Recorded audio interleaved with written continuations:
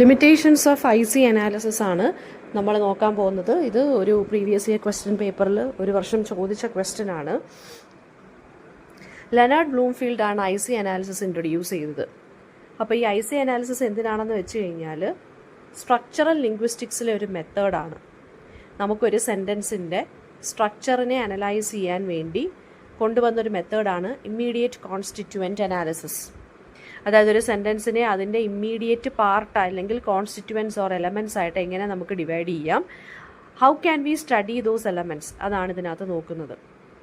അപ്പോൾ ഒരു സെൻറ്റൻസിൻ്റെ ലെയർ അല്ലെങ്കിൽ അതിൻ്റെ ഓർഗനൈസേഷൻ ഇതുവഴി നമുക്ക് റിവീൽ ചെയ്യാൻ സാധിക്കും. പക്ഷേ ഇതിന് കുറേ ലിമിറ്റേഷൻസ് ഉണ്ട്. അപ്പോൾ അതെന്താണെന്ന് നമുക്ക് നോക്കാം. ഫസ്റ്റ് ലിമിറ്റേഷൻ എന്ന് പറയുന്നതെന്ന് വെച്ചാൽ ആംബിഗ്വിറ്റി. IC അനാലിസിസിന് എഫക്റ്റീവായിട്ട് സെൻറ്റൻസുകളിലെ സ്ട്രക്ചറിൽ ഉണ്ടാവുന്ന ആ ഒരു ആംബിഗ്വിറ്റി അല്ലെങ്കിൽ ഒരു കൺഫ്യൂഷനെ എഫക്റ്റീവായിട്ട് ഒരിക്കലും എന്ത് ചെയ്യാൻ പറ്റത്തില്ല, ഹാൻഡിൽ ചെയ്യാൻ പറ്റത്തില്ല. For example, they are flying planes, അങ്ങനൊരു സെൻറ്റൻസ് ഇറ്റ് ക്യാൻ മീൻ, അല്ലെങ്കിൽ ഈ ഒരു sentence can mean either they are pilots എന്ന് പറയാം, അല്ലെങ്കിൽ ദ പ്ലെയിൻസ് ആർ ഫ്ലൈയിങ് എന്ന് പറയാം. അപ്പോൾ IC അനാലിസിസിന് ഒരു ഹൈറാർക്കിക്കൽ ഡിവിഷനെ എന്താണ് പ്രൊവൈഡ് ചെയ്യാൻ പറ്റത്തുള്ളൂ.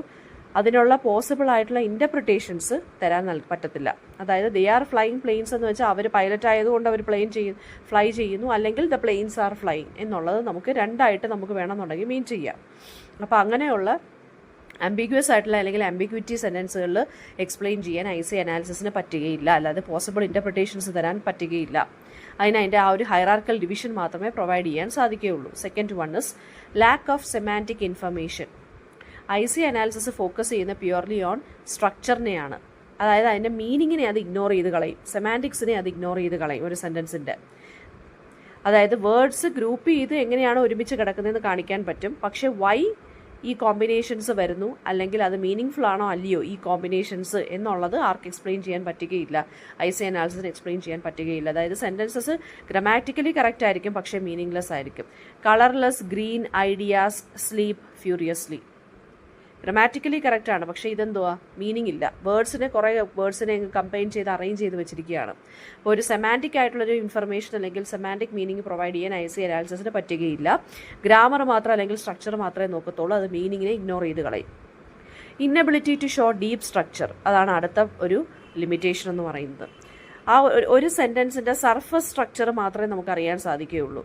അതിന് ആ ഒരു സെൻറ്റൻസിൽ കിടക്കുന്ന വേർഡുകൾ തമ്മിലുള്ള റിലേഷനോ ഡീപ്പായിട്ട് ആ വേർഡ്സിൻ്റെ മീനിങ് എന്താണെന്നോ, അല്ലെങ്കിൽ ആ സെൻറ്റൻസിനകത്ത് ഈ വേർഡ്സൊക്കെ എങ്ങനെ ഡീപ്ലി കണക്റ്റഡ് ആവുന്നു എന്നുള്ളത് IC അനാലിസിസിൽ പറ്റുകയില്ല. അപ്പോൾ സർഫസ് സ്ട്രക്ചർ മാത്രമേ നമുക്ക് റിവീൽ ചെയ്യത്തുള്ളൂ, ഡീപ്പ് സ്ട്രക്ചർ റിവീൽ ചെയ്യത്തില്ല.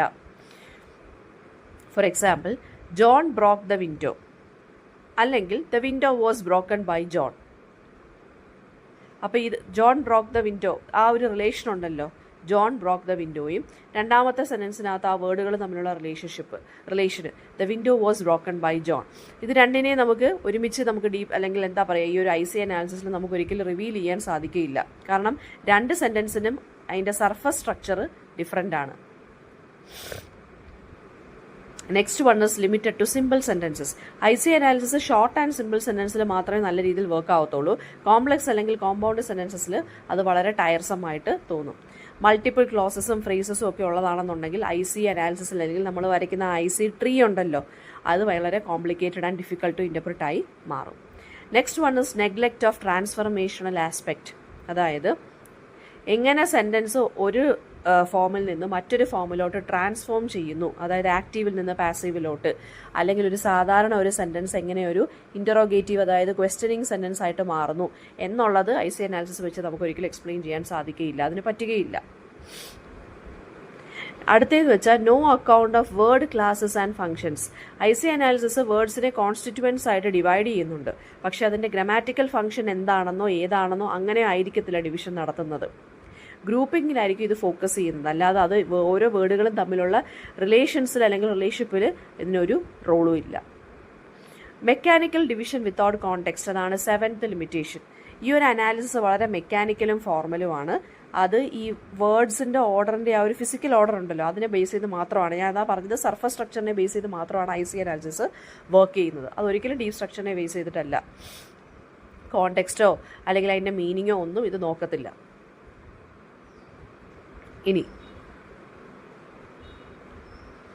ഡിഫിക്കൽട്ടി വിത്ത് ഡിസ്കണ്ടിന്യൂസ് കോൺസ്റ്റിറ്റ്യുവൻസ്.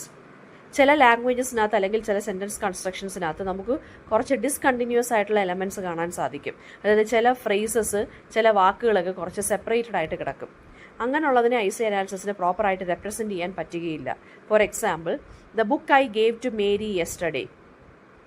ഞാൻ ഇന്നലെ മേരിക്ക് കൊടുത്ത ബുക്ക്, അവിടെ ഒരു ഇൻകംപ്ലീറ്റ്നെസ് ഉണ്ട്. ആ ബുക്കിന് എന്ത് സംഭവിച്ചു, ആ ബുക്കിനെ കുറിച്ച് എന്തോ പറയാൻ പോകുന്നതെന്ന് നമുക്കറിയത്തില്ല, അല്ലേ? അപ്പോൾ അങ്ങനെ ഇൻകംപ്ലീറ്റ് ആയിട്ട് കിടക്കുന്ന പാർട്ടുകളുണ്ടെങ്കിൽ, സെൻറ്റൻസ് സ്ട്രക്ചറുകളുണ്ടെങ്കിൽ അതും വളരെ ബുദ്ധിമുട്ടാണ് ഐസി വെച്ചിട്ട് നമുക്ക് ഇമ്മീഡിയറ്റ് കോൺസ്റ്റിറ്റ്യൂവൻ്റ് അനാലിസിസ് വെച്ചിട്ട് നമുക്ക് എക്സ്പ്ലോർ ചെയ്യാൻ. 9th ലിമിറ്റേഷൻ എന്ന് വെച്ച് കഴിഞ്ഞാൽ ആംബിഗ്വസ് ബൗണ്ടറി ഡിസിഷൻസ്. അതായത് ഒരു സെൻറ്റൻസിനെ എവിടെ വെച്ച് സ്പ്ലിറ്റ് ചെയ്യണം, ആ ഒരു ഡിസിഷൻ ഉണ്ടല്ലോ, അത് ശരിക്കും പറഞ്ഞു കഴിഞ്ഞാൽ സബ്ജക്റ്റീവാണ്. ഇഷ്ടമുള്ള രീതിയിൽ വേണമെന്നുണ്ടെങ്കിൽ ഒരു സെൻറ്റൻസിനെ സ്പ്ലിറ്റ് ചെയ്യാം. ചില ലിംഗ്വിസ്റ്റുകൾ പറയുന്നതെന്ന് വെച്ച് കഴിഞ്ഞാൽ ഒരേ സെൻറ്റൻസിന് ചിലപ്പോൾ ഡിഫറെൻ്റ് ആയിട്ടുള്ള ഐസി ഡയഗ്രാംസ് വരുത്താം. അപ്പോൾ അതുകൊണ്ട് തന്നെ ഇൻകൺസിസ്റ്റൻ്റ് ആണ് നമുക്ക് ഐസി അനാലിസിസ് എന്ന് പറയുന്നത്. ഇപ്പോൾ ഒരാളൊരു സെൻറ്റൻസിനെ ഒരു രീതിയിൽ ഡിവൈഡ് ചെയ്ത് എഴുതി, മറ്റൊരാൾ ചിലപ്പോൾ വേറെ ഡിഫറെൻ്റ് ആയിട്ടുള്ള രീതിയിലായിരിക്കും ഡിവൈഡ് ചെയ്ത് എഴുതുന്നത് ആ സെൻറ്റൻസിനെ. അപ്പോൾ പറഞ്ഞിരിക്കുന്നതെന്ന് വെച്ചാൽ ഐസി അനാലിസിസിൽ ആംബിഗ്വസ് ആയിട്ട് ബൗണ്ടറി ഡിസിഷൻസ് വരാം. ഇനി അടുത്തതെന്ന് വെച്ച് കഴിഞ്ഞാൽ ഐസി അനാലിസിസിന് ഒരു ഫിക്സഡ് വേർഡ് ഓർഡർ അത് തന്നെ അങ്ങ് അസ്യൂം ചെയ്യും. പക്ഷേ ലാംഗ്വേജസിനകത്ത് അതായത് ഈ ഫ്രീ വേർഡ് ഓർഡർ, മലയാളം അല്ലെങ്കിൽ ലാറ്റിൻ പോലെയുള്ള വേർഡ് ഓർഡർ, അത് ഫ്രീ വേർഡ് ഓർഡറാണുള്ളത്. അപ്പോൾ അങ്ങനെയുള്ള സ്ഥലങ്ങളിലാണെന്നുണ്ടെങ്കിൽ ഈ ഐസി അനാലിസിസ് ഗ്രാമാറ്റിക്കൽ റിലേഷൻഷിപ്പിനെ കാണിക്കുന്നതിൽ ഫെയിലായി പോകും. അതായത് എല്ലാ ലാംഗ്വേജസിനും ഒരേപോലുള്ള ഒരു വേർഡ് ഓർഡർ കാണത്തില്ല, അല്ലേ? ഇംഗ്ലീഷിൽ നമ്മൾ പറയുന്ന സെൻറ്റൻസ് മലയാളത്തിലോട്ടാക്കുമ്പോൾ ആ വേർഡ് ഓർഡർ മാറിപ്പോവും, അല്ലേ? മീനിങ് സെയിം ആണെങ്കിലും. അപ്പം പറഞ്ഞേക്കുന്നതെന്ന് വെച്ചാൽ ഫ്രീ വേർഡ് ഓർഡറുള്ള ലാംഗ്വേജസ് ആണ്. മലയാളത്തിൽ നമുക്കൊരു സെൻറ്റൻസിനെ പല രീതിയിൽ നമുക്ക് പറയാം, ഫ്രീ ആയിട്ട് എളുപ്പത്തിൽ, അല്ലേ? അപ്പോൾ അങ്ങനെയാണെന്നുണ്ടെങ്കിൽ ലാറ്റിൻ അല്ലെങ്കിൽ മലയാളം ലാംഗ്വേജസിലൊക്കെ ഫ്രീ വേർഡ് ഓർഡറാണ് ഉള്ളത്. അങ്ങനെയുള്ള സ്ഥലങ്ങളിൽ അല്ലെങ്കിൽ ലാംഗ്വേജസിൽ നമ്മൾ അപ്ലൈ ചെയ്യുകയാണെന്നുണ്ടെങ്കിൽ, അങ്ങനെയുള്ള സെൻറ്റൻസുകൾ നമ്മൾ അപ്ലൈ ചെയ്യുകയാണെന്നുണ്ടെങ്കിൽ ആക്യുറേറ്റ് ആയിട്ടുള്ള ഗ്രാമാറ്റിക്കൽ റിലേഷൻഷിപ്പ് ഒരിക്കലും കാണിക്കാൻ സാധിക്കുകയില്ല. ഓക്കെ, അപ്പോൾ ഇത്രയാണ് ഇതിനകത്ത് ലിമിറ്റേഷൻസ് എന്ന് പറയുന്നത്. ഫോർ എക്സാമ്പിൾ, നമ്മളിപ്പോൾ ഒരു സെൻറ്റൻസ് നോക്കുകയാണെന്ന് വിചാരിച്ചോ, the old man sat on the bench. ബേസിക്കായിട്ട് നമ്മൾ ഈ ഒരു സെൻറ്റൻസിനെ ഐസി അനാലിസിസ് വെച്ച് ഡിവൈഡ് ചെയ്യുകയാണെന്നുണ്ടെങ്കിൽ നമുക്ക് പെട്ടെന്ന് എങ്ങനെ ഡിവൈഡ് ചെയ്യാം? ദി ഓൾഡ് മാനും സാറ്റ് ഓൺ ദി ബെഞ്ചും. ഓക്കെ, ഓൾഡ് മാൻ എന്നുള്ളത് നൗണും സാറ്റ് ഓൺ ദ ബെഞ്ച് എന്നുള്ളത് വെർബിൻ്റെ ഫ്രേസുമായിട്ട് മാറി. ഇനി ഈ സെൻറ്റൻസിനെ നമുക്ക് ഫെർദർ ഡിവൈഡ് ചെയ്യാം. ദി ഓൾഡ് മാൻ എന്നുള്ളതിനെ ദായും ഓൾഡ് മാനുമായിട്ടും ഡിവൈഡ് ചെയ്യാം. സാറ്റ് ഓൺ ദി ബെഞ്ച് എന്നുള്ളതിനെ സാറ്റും ഓൺ ദി ബെഞ്ചുമായിട്ടും ഡിവൈഡ് ചെയ്യാം. മനസ്സിലായെന്ന് വിചാരിക്കുന്നു. ഓക്കെ, അപ്പോൾ ദി ഓൾഡ് മാൻ എന്നുള്ളതിനെ ദയും ഓൾഡ് മാനുമായിട്ട് ഡിവൈഡ് ചെയ്യാം. വേണമെന്നുണ്ടെങ്കിൽ ഈ ഓൾഡ് മാൻ എന്നുള്ളതിനെ വീണ്ടും സബ്സിക്വൻ്റ്ലി എന്താണ് ഓൾഡ് പ്ലസ് മാൻ എന്ന് വീണ്ടും നമുക്ക് ഡിവൈഡ് ചെയ്യാം. സാറ്റ് ഓൺ ദ ബെഞ്ചിനകത്ത് നമുക്ക് സാറ്റ് പ്ലസ് ഓൺ ദി ബെഞ്ചായിട്ട് ഡിവൈഡ് ചെയ്യാം. അല്ലെങ്കിൽ സാറ്റ് ഈ ഓൺ ദ ബെഞ്ച് എന്നുള്ള വാക്കിനെ നമുക്ക് ഓൺ പ്ലസ് ദി ബെഞ്ചായിട്ട് ഡിവൈഡ് ചെയ്യാം. ദി ബെഞ്ച് എന്നുള്ള ഈ ഒരു രണ്ട് വാക്കുകളെ നമുക്ക് ദ പ്ലസ് ബെഞ്ചായിട്ടും ഡിവൈഡ് ചെയ്യാം. സ്പ്ലിറ്റ് ചെയ്ത് എഴുതാൻ സാധിക്കും. അപ്പോൾ ഇങ്ങനെയാണ് നമ്മൾ ഒരു സെൻറ്റൻസിനെ നമ്മൾ എന്ത് ചെയ്യുന്നത്, ഡിവൈഡ് ചെയ്ത് പോകുന്നത്. അതാണ് ഞാൻ പറഞ്ഞത്, ഓരോരുത്തരും ഡിവൈഡ് ചെയ്യുന്ന അവരവരുടെ ഇഷ്ടത്തിനനുസരിച്ചായിരിക്കും. എല്ലാം ഒരുപോലെ വരണം എന്നില്ല. അതാണ് മറ്റൊരു ലിമിറ്റേഷൻ എന്ന് പറയുന്നത്. ഓക്കെ, അപ്പോൾ സർഫസ് സ്ട്രക്ചർ മാത്രമേ ചിലപ്പോൾ നമുക്ക് കാണാൻ സാധിക്കുകയുള്ളൂ. അതിൻ്റെ സെമാൻറ്റിക് റിലേഷൻ നമുക്ക് കാണാൻ സാധിക്കത്തില്ല. അതായത് ആരിരുന്നു, എപ്പോൾ ഇരുന്നു, എപ്പോഴായിരുന്നു, അല്ലെങ്കിൽ എവിടെയായിരുന്നു എന്ന് നമുക്ക് അറിയാൻ സാധിക്കുകയില്ല.